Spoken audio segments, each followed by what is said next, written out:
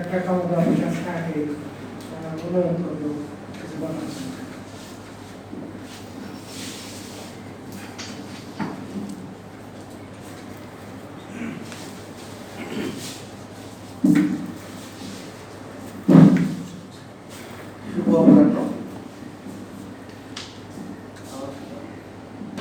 বীর মুক্তিযোদ্ধা এসকে হাবিবুল্লাহ আমি মহোদয়ের প্রয়াণ উপলক্ষে আয়োজিত অনুষ্ঠানের সভাপতি মঞ্চে এবং মঞ্চের সামনে উপবিষ্ট সুধীবৃন্দ এবং আমার প্রান্তীয় পাবনাবাসী সবাইকে শুভেচ্ছা।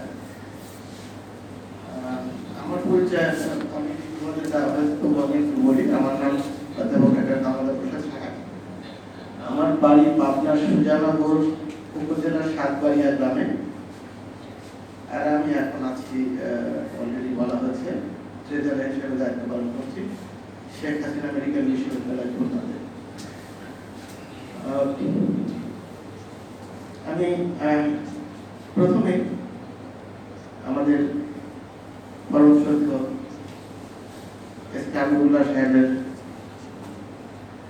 প্রয়াত বিদেহী আত্মার শান্তি কামনা করি এবং তার পরিবারের সব সন্তপ্ত পরিবারের সান্ত্বনা কামনা করি।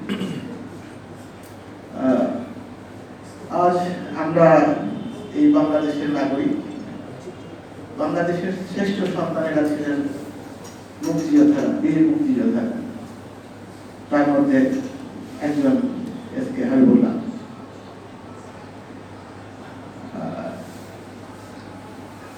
এবং উনি কিন্তু সরাসরি যুদ্ধ করেছেন। আমরা মুক্তিযোদ্ধা প্রজন্মকে হারিয়ে ফেলছি প্রায়। এখন আসলে জীবিত মুক্তিযোদ্ধার সংখ্যা বাংলাদেশে ক্রমেই সময় যাচ্ছে, প্রকৃতির নিয়মেই কমে যাচ্ছে। হয়তো আর কয়েক বছর পরে কাউকে আমাদের সামনে দেখতে পাবো না। একটি বিষয়, আমার বাড়ি সুজানগরের সাতবাড়িয়া গ্রামে এবং এসকে হাবিবুল্লাহ সাহেব ওনার বাড়ি ছিল নিশ্চিতপুর গ্রামে, যেটি খুবই কাছাকাছি দুটি গ্রাম। আমি যে স্কুলের ছাত্র, সাতবাড়িয়া হাই স্কুল, উনিও সেই স্কুলের ছাত্র ছিলেন। একই স্কুলের আমরা এই গত বছরেও আমাদের স্কুলের একটা অ্যালামনি অ্যাসোসিয়েশন করেছিলাম। উনি সেখানে খুব সক্রিয় ভূমিকা পালন করেছিলেন। একজন মানুষ আসলে কিছু কিছু মানুষ আছে,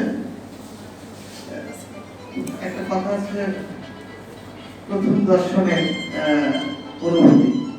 কিছু কিছু মানুষকে দেখলেই একটা মনের মধ্যে একটা শ্রদ্ধাবোধ বা একটা ভালো লাগা যাবে।